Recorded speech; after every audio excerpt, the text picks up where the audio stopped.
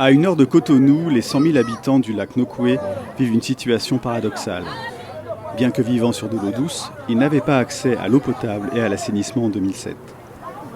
Pour trouver une solution à ce problème, les habitants du lac ont interpellé Sonagnon, une association locale de pêcheurs. Pour une population de 100 000 habitants, on n'avait que 3 ou 4 points d'eau.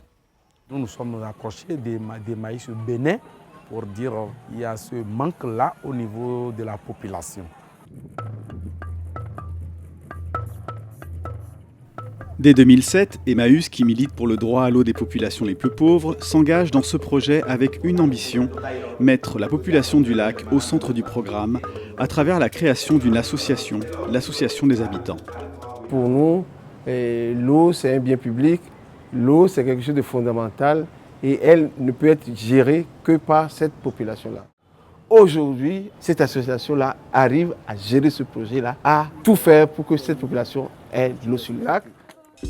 En 10 ans, 9 châteaux d'eau et stations de purification, 109 bornes fontaines et 400 latrines sont construits.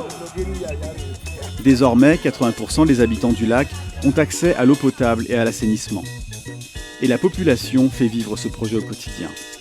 Le programme a permis de créer plus de 200 emplois parmi la population pour faire fonctionner les infrastructures. C'est des équipements lourds, c'est des équipements qui coûtent cher. Il faut une bonne maintenance qu'il faut gérer. L'élément clé de ce système, c'est d'abord les usagers. Les usagers, ceux qui viennent aux bornes fontaines pour acheter de l'eau et s'en servir. Le prix de la bassine d'eau est fixé par l'association des habitants. Cette somme permet de financer non pas l'eau, qui doit rester gratuite, mais le service d'accès à l'eau et à l'assainissement.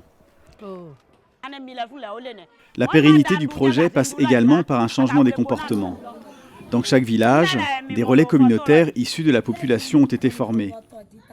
Elles sensibilisent les femmes du lac aux problèmes d'hygiène et à la nécessité de consommer une eau propre. Dans les écoles, ce sont les enseignants relais qui sensibilisent les enfants aux bonnes pratiques d'hygiène. Aujourd'hui, les habitants du lac gèrent eux-mêmes l'accès à l'eau et à l'assainissement du lac Nokoué.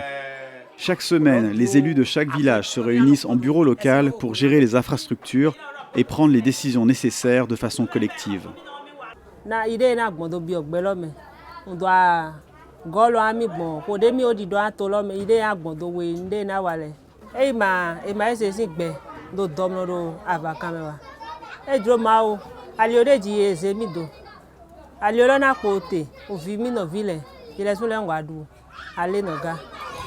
Sur le lac Nokoué, les habitants sont la preuve que les plus exclus savent s'organiser pour gérer l'eau lorsqu'on leur permet de s'impliquer. Nous tenons beaucoup à ce mode participatif. Nous ferons en sorte que ça puisse continuer comme ça et peut-être l'améliorer pour que ce mode participatif puisse être un modèle pour un autre projet ici de la commune de Soava ou dans d'autres pays.